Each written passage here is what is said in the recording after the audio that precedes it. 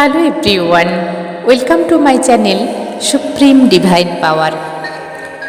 I am Supreme Energy Sujata Adhikari, teacher of Energy Science and Spiritual Trainer. আশা করছি আপনারা সবাই ভালোই আছেন, ভালো থাকার চেষ্টা করুন। আমি কিন্তু খুব ভালো আছি, দারুণ আছি। আজকে আরেকটি দারুণ টপিক নিয়ে আলোচনা করব। তার আগে বলে দিই, যারা আমার চ্যানেলটি সাবস্ক্রাইব করেছেন তাদেরকে আমি মন থেকে ধন্যবাদ জানাই, এবং যারা নতুন ভিজিট করছেন, যদি ভিডিওগুলি ভালো লেগে থাকে তাহলে অবশ্যই আমার পাশে থাকুন সাবস্ক্রাইব করে। বেল আইকনটি ক্লিক করে অল নোটিফিকেশনটি অন করে দিন, যাতে করে আমি যখন ভিডিও আপলোড করব সবার আগে নোটিফিকেশান আপনার কাছেই পৌঁছে যান। এবং যদি ভালো লাগে, আপনার রিলেটিভস অ্যান্ড যে ফ্রেন্ডস আছে তাদের মধ্যে শেয়ার করে দিন। এতে করে আপনিও জগৎ কল্যাণ করলেন একটু হলেও।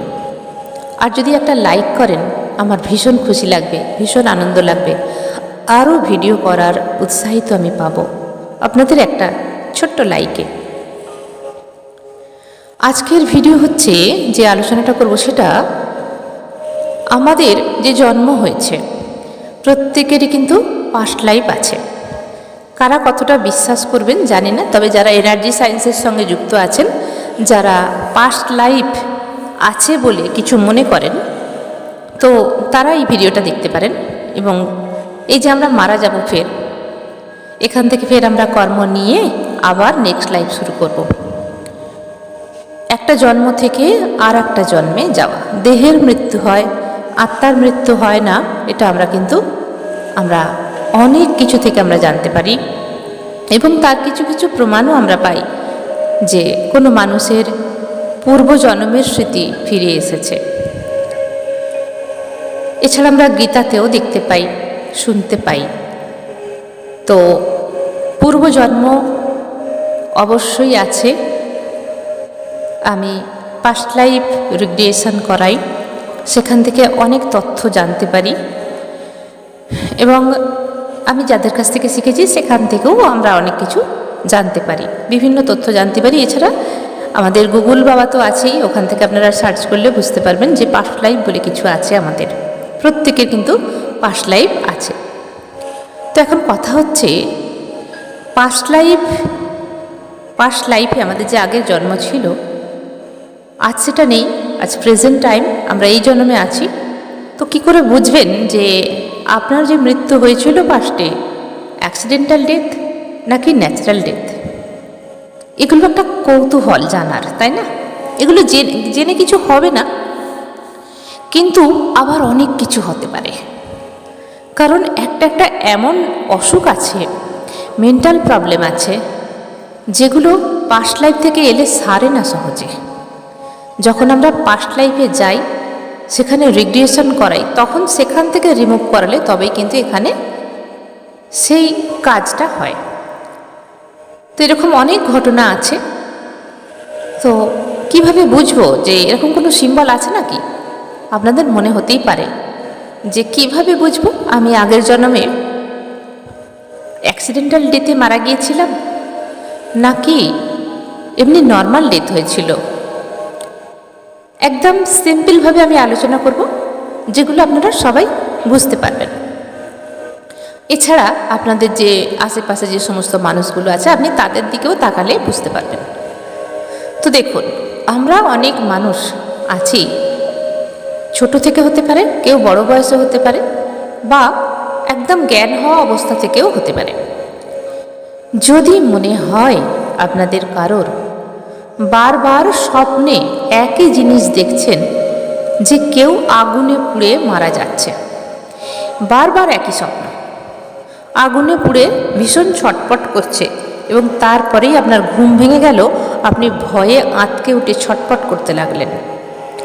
এছাড়া দেখা গেল যে কোথাও আগুন লেগেছে, এই কথাটা শুনলেই আপনার ভেতরে কিরম একটা ছটপটানি ভাব আছে, কিছু একটা বিশাল ভয়, এবার কি হবে ভাব, একটা ভয়। আগুনের ধারে হয়তো অনেকে যাচ্ছেন না।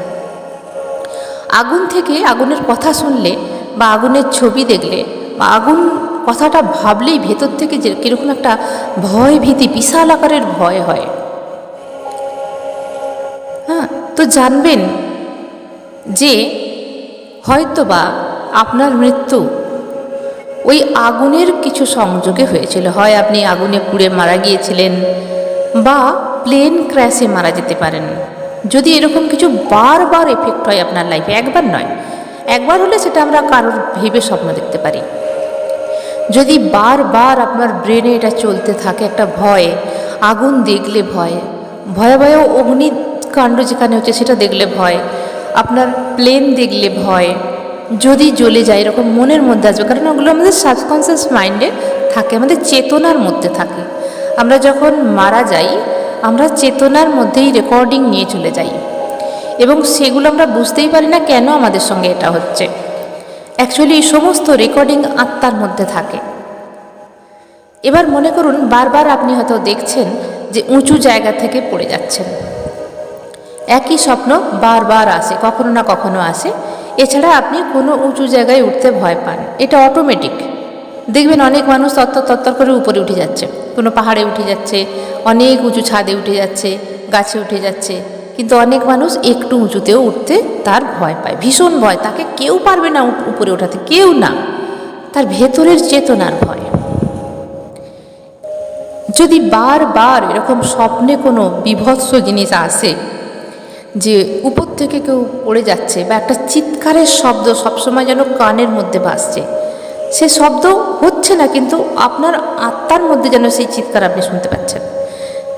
এছাড়া যখন অগ্নিকাণ্ড হয়ে যদি কেউ মারা যায় তখন অটোমেটিক তার গায়ে হাতে পায়ে একটা জ্বালা অটোমেটিক থাকে এবং যখন সেগুলো মনে করে যে কেউ যদি আগুনে পুড়ে যায় তার কীরকম হয়, সেই ফিলিংসটা নিজের মধ্যে আসে, যেন জ্বলে যায়। এবং ডাক্তাররাও তার কোনো উপায় খুঁজে পান না, কারণ এগুলো বডির প্রবলেম নয়, এগুলো মানসিক প্রবলেম এবং এগুলো চেতনার মধ্যে থাকে, আমাদের সাবকনসিয়াস মাইন্ডের মধ্যে থাকে। যদি হত্যা হয়, খুন হয়, গুলিতে খুন বা কোনো তরোয়াল দ্বারা খুন হলো, কেটে ফেলা হলো, যাকে বলা হয় কেটে ফেলা হলো, তো সেই যে জায়গায় কাটা হয়েছিল যদি গলার থেকে কেটে দেয় বা কাউকে গুলি করে হত্যা করা হয় বুকের মধ্যে বেঁধে, তো বুকে অটোমেটিক একটা ব্যথা থাকে, সেই জায়গায় একটা নিশান থেকে যায়, একটা চিহ্ন থেকে যায়। অনেক সময় দেখা যায় বোঝা যায় না যে কিসের চিহ্ন এটা, কিন্তু অটোমেটিক ওখানে একটা পেন হয়।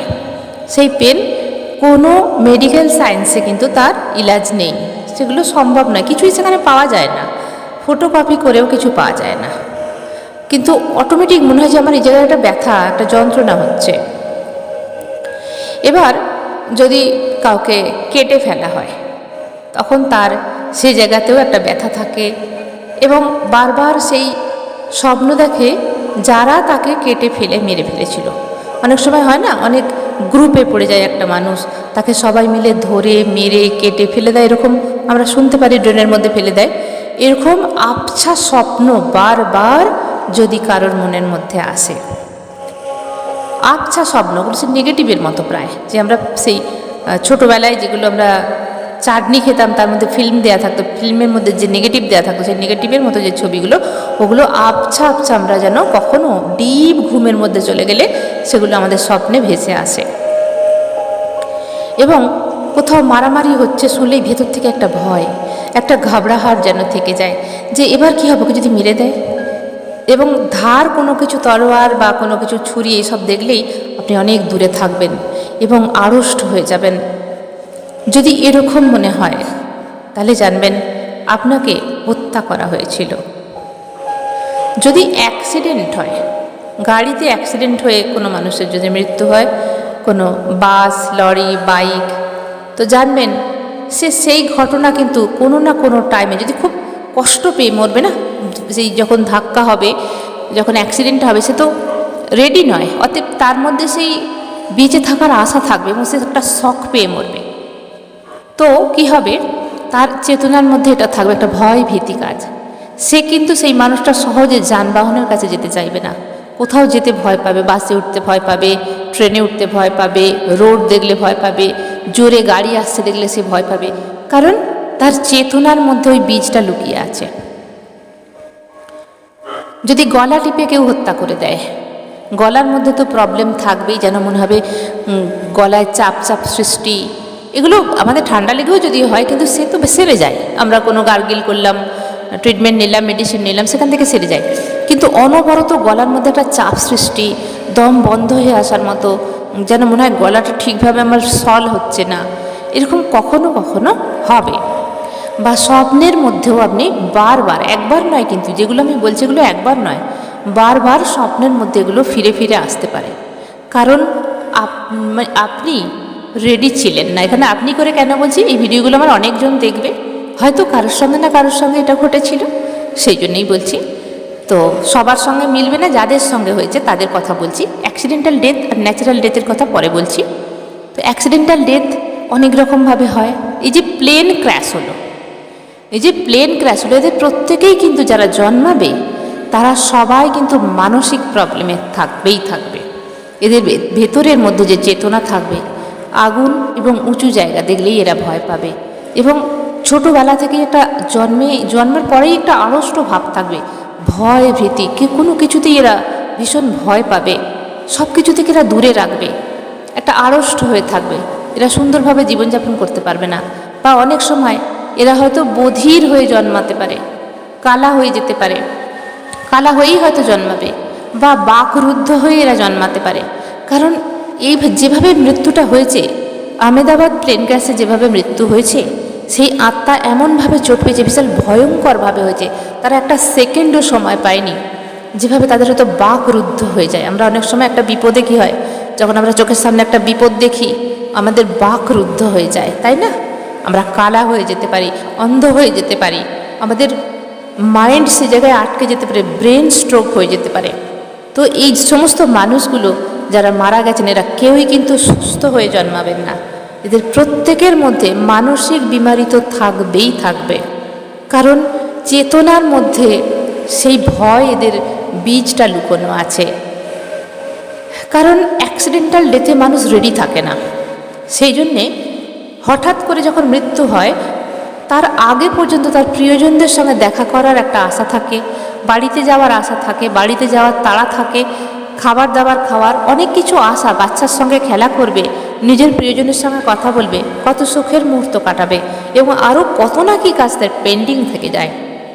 অতএব সেই চেতনাগুলো কিন্তু তার ব্রেনে থাকবে, এবং সঙ্গে সঙ্গে সেই যে হঠাৎ করে তার শরীর থেকে আত্মাটা বেরিয়ে যায়, সে কিন্তু জানেই না যে সে মারা গেছে। এটা বুঝতে তার অনেক টাইম লেগে যায়। এই যে আমাদের আহমেদাবাদ প্লেন ক্র্যাশ যে হলো, এখনও না জানি কত আত্মা ভটকছে, তারা এখনও কোনো শান্তির জায়গা পাচ্ছে না, কারণ তারা এখনও জানতেই পারছে না যে তারা মারা গেছে। তাদের উদ্ধার কে করবে? এ নিয়ে আমার একটা ভিডিও দেওয়া আছে, একটা দুটো ভিডিও দেওয়া আছে, যারা চাইছেন তারা দেখতে পারেন। তো আমি ন্যাচারাল ডেথ আর অ্যাক্সিডেন্টাল ডেথ নিয়ে কথা বলছি আজকে। বা আমি এখানে বলছি যে কিভাবে বুঝবেন, যদি কোনো মানুষ বারবার স্বপ্নে তাড়া খান, ভয় পান, আবছা কোনো কিছু জিনিস দেখতেই থাকেন বারবার, যে কোথাও যেন মারামারি হচ্ছে আর আপনি করে উঠে পড়ছেন বারবার একই সময়ে, কোনো পুরানো বাড়ি, সেখানে কোনো গণ্ডগোল হচ্ছে, আবার আপনি উঠে পড়ছেন, ঘামছেন, একটা ভয় কি যেন তাড়িয়ে বেড়াচ্ছে, এই সমস্ত কিছু যদি বারবার আপনাকে ডিস্টার্ব করে, তাহলে জানবেন আপনার অ্যাক্সিডেন্টাল ডেথ হয়েছে। তো এগুলোকে ভোলার চেষ্টা করবেন, কারণ এগুলো সব আগের জীবনের পাস্ট লাইফের কানেকশান। এগুলো পাস্ট লাইফের কানেকশান। যাদের ভীষণভাবে তড়পায়, যাদের ভীষণভাবে কষ্ট দেয়, তারা পাস্ট লাইফে গিয়ে এগুলোকে রিমুভ করতে পারেন। এছাড়া প্রেয়ের মাধ্যমে রিমুভ করতে পারেন। এছাড়া অনেক টেকনিক আছে, যারা মনে করছেন করবেন, তারা যে কোনো টিচার যারা পাস্ট লাইফ করান তাদের কাছে যোগাযোগ করতে পারেন, বা আমার কাছে যোগাযোগ করতে পারেন। এবার বলবো ন্যাচারাল ডেথ যাদের হয় তাদের কীরকম লাইফ হয়। যদি ন্যাচারাল ডেথ হয়, যেমন বয়স হয়ে গেছে, অটোমেটিক মৃত্যু, বয়স হলে যেটা হয়। এছাড়া যদি অসুখে ভুগে মৃত্যু হয়, সে যে জানতে পেরে যাচ্ছে যে আমার অসুখ করেছে, ধীরে ধীরে আমি মৃত্যুর কোলে ঢলে পড়ছি, সে ব্রেনটাকে তৈরি করে নিচ্ছে ধীরে ধীরে, তার যেরকমই অসুখ হোক। মরণাসহ হোক যাই হোক, সে জানতে পারছে যে আমাকে এবার চলে যেতে হবে, কারণ ধীরে ধীরে তার শক্তি ক্ষয় হবে, তার শরীর কাজ করবে না, খাবার ডাইজেস্ট হবে না, তাছাড়া তার শরীরের সমস্ত কিছু অঙ্গ প্রত্যঙ্গ ধীরে ধীরে কাজ করা বন্ধ করে দিচ্ছে, তার খাওয়া দাওয়া ধীরে ধীরে কমে যাচ্ছে, তার চোখের শক্তি ক্ষীণ হচ্ছে, তার শোনার শক্তি ক্ষীণ হচ্ছে। সে মনে মনে প্রস্তুত হয়ে যায় যে আমি আর বেশি দিন হয়তো নয়, তো মৃত্যু অসম্ভবভাবেই ধীরে ধীরে সে মৃত্যুর কোলে ঢলে পড়ছে, নিজেকে রেডি করতে থাকে, ছটফট করে যে আমি মরতে চাই না, কেউই চায় না যে আমি মরবো, তাই না? কিন্তু যখনই অনেক দিন হয় তখন তারা ধীরে ধীরে তৈরি হতে থাকে, এবং যারা বৃদ্ধ হয়ে যায় অনেক সময় তো মৃত্যুকে চেয়ে নেয় যে আর পাচ্ছি না, আমার মৃত্যু কবে হবে। তো এগুলো হচ্ছে ন্যাচারাল ডেথ। ন্যাচারাল ডেথ যদি হয় তাহলে দেখবেন তাদের লাইফ সম্পূর্ণ ফ্রি ফ্লোয়িং হয়, তাদের লাইফে কোনো পূর্বজন্মের সেরকম কোনো স্মৃতি মনে পড়ে না। তবে হ্যাঁ, পূর্বজন্মের স্মৃতি মনে পড়ে ছোটোবেলা থেকে 3.5 বছর বেলা পর্যন্ত, বিভিন্ন রকম পূর্বজন্মের স্মৃতি মনে পড়ে। তারপর তারা ভুলতে শুরু করে, কারণ ইউনিভার্সের এই সুন্দর খেলা যদি আমাদের ভেতরে সেই পূর্বজন্মের স্মৃতি পুরো দগদগ করে, আমরা যদি সব কিছু জানতে পারি, তাহলে কিন্তু আমরা বাঁচতে পারবো না, আমরা বারবার সেই পাস্ট লাইফে ফিরে যেতে চাইব। তাই ইউনিভার্সের এই সুন্দর খেলা আমাদের জন্য সব ভুলিয়ে দিয়েছেন। আর ন্যাচারাল ডেতে কি হয়, পূর্বজন্মের অত স্মৃতি আসে না, কিছুই মনে থাকে না, কিছু মনে করতে চাইলেও মনে আসে না। হ্যাঁ, কিছু কিছু আবছা আবছা ব্লু প্রিন্ট, যেগুলো মনে হয় যে এটা হয়তো কোথাও দেখেছি, কোনো জিনিস দেখলে মনে হয় এটা কোথাও দেখেছি হয়তো। তবে আপনজনেরা অবশ্যই ফিরে আসে, যারা আপনজন বা শত্রু এগুলো তো ফিরেই আসে কার্মিক রিলেশানে।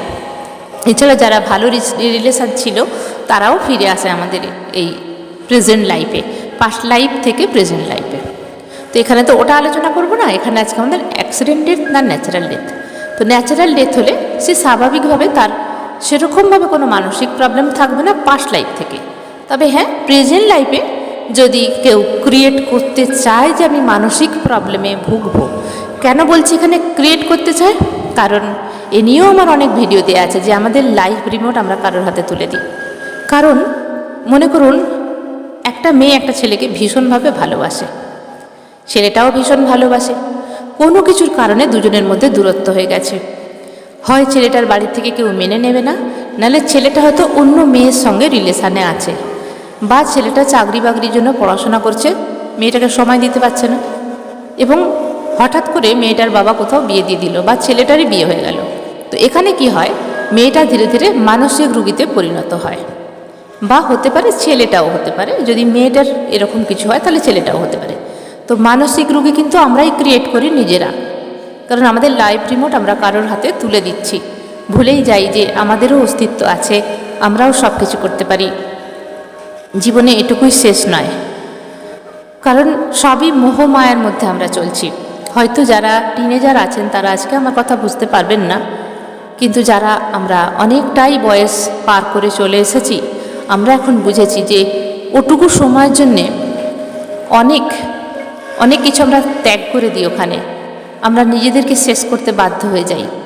কিন্তু যখন সংসার জীবনে আসে তখন ভালোভাবে বুঝে যায় যে এটা ঠিক সিদ্ধান্ত হয়তো ছিল না, কিছুদিন আরও সময় নেওয়া যেত, হয়তোবা আরও পড়াশোনা করা যেত, হয়তোবা ভালোভাবে আরও নিজের জীবনটাকে সেটেল করে তারপর বিয়ে হলে ভালো হতো, এরকম অনেক কিছু আছে। তো মানসিকভাবে আমরা ক্লান্ত হয়ে পড়ি তখন, তাই না? তো আজকে আমি আলোচনা করলাম যেটা নর্মাল ডেথ এবং অ্যাক্সিডেন্টাল ডেথ হলে আমরা কীভাবে বুঝবো। তো এরকম অনেক মানুষের সঙ্গে কিন্তু এরকম সাদৃশ্য পাওয়া যায়, তবে যাদের সঙ্গে এগুলো হয় তারা মেলাতে পারেন।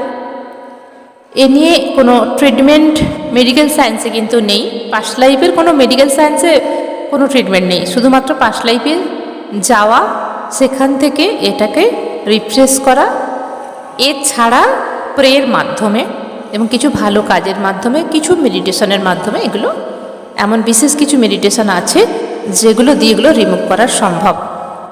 তবে পাস্ট লাইফ রিগ্রেশন করাই, এবং কোনো কিছু প্রবলেম থাকলে আমরা যখন দেখছেন যে মেডিকেল সায়েন্সে অনেক দেখিয়েছেন কিছু হচ্ছে না, তখন আপনারা এই স্পিরিচুয়ালিটির সাহায্য নিতেই পারেন। যাদের সঙ্গে খাটবে এই কথা, যাদের মনে হয় যে আমার প্রেজেন্ট লাইফ ডিস্টার্ব হচ্ছে কোনো কিছুর কারণে, যেগুলোর কোনো কারণ খুঁজে পাচ্ছি না, অলৌকিকভাবে কিছু আসছে, তার কোনো মাথা মুন্ডু নেই, কিছু বুঝতে পারছি না, তো জানবেন তাদের কোনো না কোনো কারণে অ্যাক্সিডেন্টাল ডেথ অবশ্যই হয়েছিল। হয়তো বা আগের জন্মে নয়, তারও কোনো আগের কোনো জন্মে হয়েছিল, সেগুলোই হয়তো বয়ে নিয়ে বেড়াচ্ছেন এখনও। কারণ ওই যে বললাম, চেতনা শক্তির মধ্যে দিয়েই আসে আমাদের কর্ম। এবং আমাদের যে এটা প্রথম জন্ম হলো বা এর আগে একটা পাস্ট লাইফ গেছে সেটা তো নয়, সেটা আমরা কেউই জানি না। আমরা কতগুলো জন্ম পৃথিবীতে এসেছি, কতবার আমরা বডি ধারণ করেছি, আমরা কেউই বলতে পারবো না। হয়তো আবছা আপনার মনে পড়ে, হয়তো অনেক জন্মের কথা আগে, অনেকগুলো জন্ম হয়ে গেছে, সেরকমও হতে পারে। তো এ নিয়ে চিন্তা করবেন না, চিন্তা করার কোনো কারণ নেই। সবার শেষে আমি বলে দিই, কোনো চিন্তা করবেন না, জানবেন এটা আপনার পাস্ট লাইফ থেকেই আসছে এই চিন্তা। ধীরে ধীরে আপনি ধ্যান মেডিটেশন একটু করে করুন, আর ইউনিভার্সের কানেকশানে আসুন, দেখবেন ধীরে ধীরে আপনার চলার পথ অনেক ভালো হয়ে গেছে। এ নিয়ে গভীর চিন্তা করার কোনো কারণ নেই।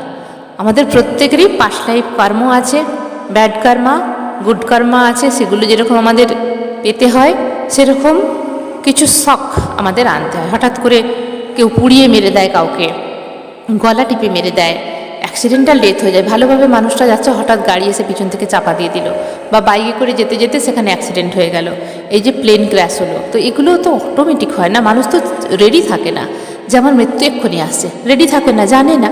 তো এগুলোই চেতনার মাধ্যমে এসে প্রেজেন্ট লাইফে ভীষণভাবে ডিস্টার্ব করে, শান্তিভাবে বাঁচতে দেয় না। আর নর্মাল ডেথ কী হয়, একদম সুন্দরভাবে প্রেজেন্টে যা পায় সেগুলোর মধ্যেই ধ্যান থাকে, পাস্টে কোনো ধ্যান থাকেই না এদের। প্রেজেন্টে তার যেরকম কর্মফল, সে সেরকম হিসাবেই তার পথটা পায়, সেই হিসাবে তার লাইফ চলতে থাকে। সেখানে পাস্ট থেকে কিছুই আসে না, কারণ সব ত্যাগ দিয়ে আসে সেখানে, জীবনটাকে শেষ করে দিয়ে আসে ওখানেই। কারণ সেখান থেকে ধরুন একটা মা মৃত্যুর সময় তার ছেলে বউ হয়তো খেতেই দেন, এরকম আমরা দেখেছি না। কোনো দোষ দিচ্ছি না কারোর, যে এখানে মার দোষ কি ছেলে বউয়ের দোষ। তখন মা কী করবে, ভগবানকে বলেন যে আমাকে যত তাড়াতাড়ি পারো তুলে নাও, কারণ আমি এইভাবে বাঁচতে পারছি না। তো নিজের প্রাণটাকে ত্যাগ দিতে চায়, দেহটাকে ত্যাগ দিতে চায়, যে আমি থাকতে চাইছি না।